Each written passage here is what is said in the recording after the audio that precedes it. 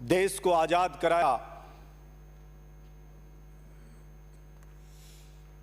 भगत सिंह, सुखदेव, राजगुरु जैसे अनेकों अनेक किसान पुत्रों ने अपनी जान की बाजी लगा करके और ये सपना देखा उन्होंने कि जिस अंग्रेज ने हमारे देश में फूट डाल के और देश की जनता को रोने पे मजबूर रखा, उस अंग्रेज सरकार से मुक्त करा के हिंदुस्तान की जनता को आजादी दिलाएंगे, जहां प्रत्येक व्यक्ति को अपने सपनों को पूरा करने का अधिकार होगा। प्रत्येक व्यक्ति के, प्रत्येक वर्ग के हक की रक्षा की जाएगी। लेकिन अफसोस, देश को आजाद हुए 73 साल हो गए, कोई भी सरकार आए एक ही राग अलापती है, किसान की दशा सुधार देंगे।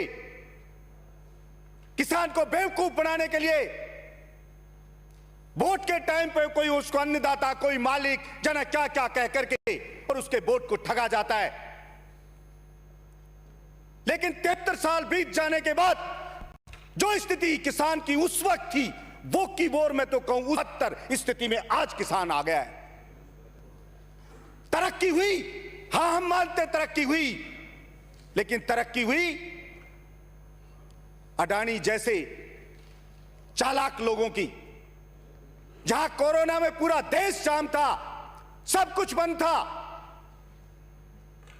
तब भी अडानी की संपत्ति में 50% शेयर में बढ़ोतरी होगी। 1.2 लाख करोड़ रुपए की इनकम कर लेता है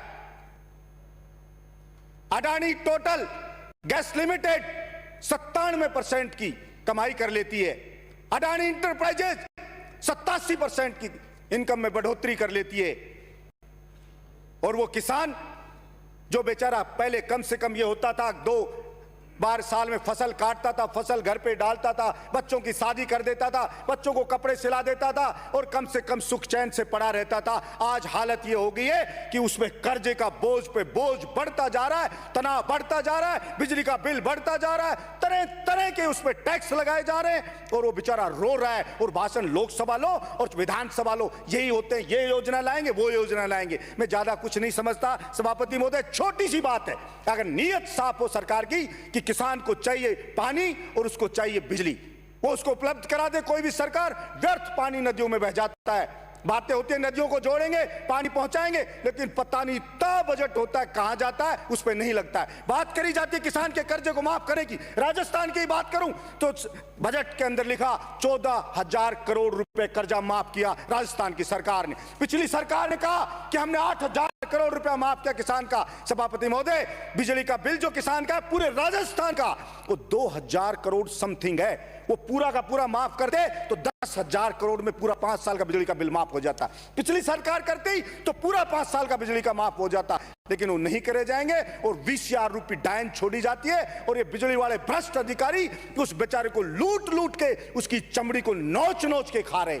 इसलिए मैं तो ये मानना चाहता हूं और राजस्थान की विधानसभा से मैं राजस्थान के, हिंदुस्तान के किसानों को कहना चाहता हूं, कोई पार्टी, कोई सरकार कुछ नहीं बदलेगा, कुछ नहीं करने वाले आपका। जैसे अंग्रेजों ने फूट डाली थी, इन राजनीतिक पार्टियों ने फूट डाल दिए किसान कौम के अंदर कि आप इस पार्टी को, आप इस पार्टी को, आप इसके पक्ष में मत बोलो, आप इसके पक्ष में मत बोलो। इसलिए जरूरत अगर बदलना है तो अपने बच्चों के सीने में उसमें जो आगे उसकी ज्वाला को तेज करो, अपने बच्चों के जुनून को जगाओ और उनको तैयार करो कि विधानसभा हो चाहे लोकसभा, इन सीटों के ऊपर जाकर किसान पुत्र जब कब्जा करेंगे, जो इन नीतियों को लागू करते हैं ये आईएएस लोग, उनकी सीट पर जब किसान पुत्र कब्जा करेंगे तब जाके दशा किसान की सुधरेगी। एमएसपी पे बात होती है, एमएसपी पे फसल की खरीदेंगे, कोई फसल नहीं खरीदी जाती। और सभापति महोदय, खरीदी जाती है, कहते हैं पैसा नहीं है। मैंने बहरोड में पकड़ा सभापति महोदय, नेफेड खरीद कर रही है। 50 किलो सरसों का कट्टा है, सरसों के कट्टे को तुलाया जाता है, 30 किलो वेट है। आप अंदाजा लगाओ 50 किलो में 15 किलो खा रहा है। और वहां के प्रबंधक को सस्पेंड करवाया। जब एफसीआई के गोदाम में सड़ रहा है अनाज, उसको सड़ने देते हैं, और जब सड़ जाता है तब उसको बिल्कुल सस्ती दाम पे अपने मित्र होते हैं जो बियर बनाने वाले, उनको बेच दिया जाता है उन्हें पौने दाम में कि सड़ गया, ये खराब हो गया, उनको बेच दिया जाता है। इसलिए सभापति महोदय, नियत नहीं है किसी की, नियत नहीं है किसान की दशा सुधारे। उसका कारण है सभापति महोदय, किसान बेचारा भोला भाला है, वो मोल भाव नहीं करना चाहता जानता, वो सौदा नहीं करना चाहता, वो बेईमानी नहीं करना चाहता, वो बेचारा स्वाभिमानी है, वो किसी का हाथ फैलाना नहीं जानता। इसलिए जरूरत किसान को स्वयं लड़ने की है, कोई किसी को नहीं देगा, कोई नहीं सुधारेगा। पशुपालन की करते हैं सभापति महोदय, नसबंदी आदमी की कर देंगे, औरत को कहीं नसबंदी करो, उसके लिए आप अभियान चलाओगे, लेकिन सांड की नसबंदी नहीं करने देंगे कि सांड बढ़ने दो सांडों को, और वो किसान की चाहे पूरी फसल को चौपट कर जाए, लेकिन उसकी नसबंदी नहीं करोगे।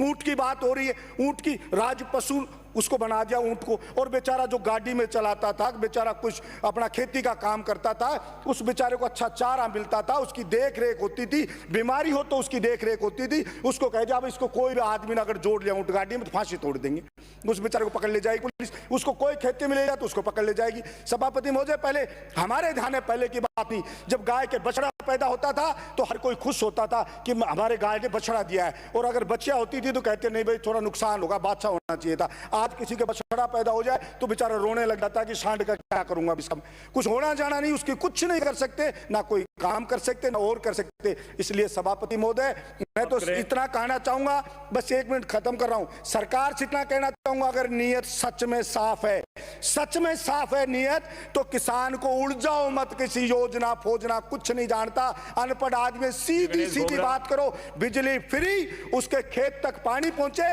नदियों का जो व्यर्थ पानी बह जाता है उसको उसके खेत तक पहुंचाया जाए, उसको अच्छी किस्म का बीज दिया जाए और उसको खाद दिया जाए, तो निश्चित रूप से अगर उसकी फसल है एमएसपी पे खरीदा जाए, वही एमएसपी पर जो रेट है उसी पे मार्केट में फसल बिक रही है, लेकिन ब्लैक मार्केट करने वाले वो लोग खा जाते हैं। और आज ऐसी हालत हो रही है सभापति महोदय, जिन्होंने देश को आजाद कराया, जिस भगत सिंह जैसे लोगों ने, आज उनके जो बच्चे हैं वो बेचारे पढ़े, कोई देशद्रोही कहता है, कोई किसी को क्या कहता है। अरे सभापति महोदय, ये दिन आएगा कि इतने दिन, आज तक कभी ऐसा आंदोलन देश आजाद हुआ जब आज तक बता दे कोई, इतना सिस्टमेटिक आंदोलन 200 दिन चल गया, एक घंटा नहीं हुई है, सिस्टमेटिक चल रहा है, सड़क पर पड़े, इसका मतलब वो सिंसियर लोग मांग कर रहे हैं, उनकी गंभीरता से लेना पड़ेगा।